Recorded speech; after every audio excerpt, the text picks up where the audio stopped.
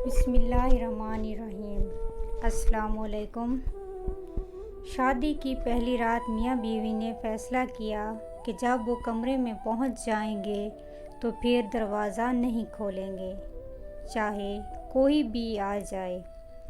अभी दरवाज़ा बंद किए थोड़ी ही देर हुई थी कि दूल्हे के वालिदैन कमरे के बाहर पहुँचे ताकि अपने बेटे और बहू को नेक तमन्नाओं और राहत भरी ज़िंदगी की दुआ दे सकें।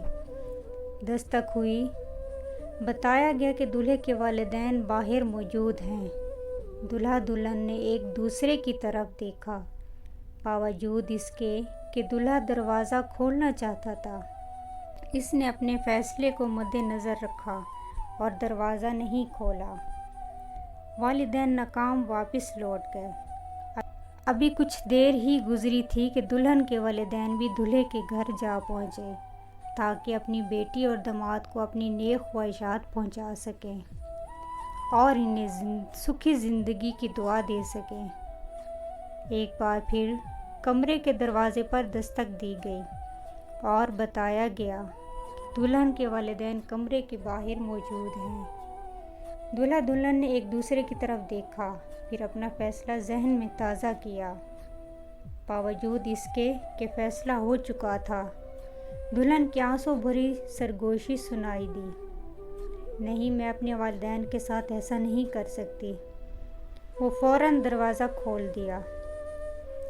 शौहर ने ये सब देखा मगर दुल्हन को कुछ ना कहा, खामोश रहा।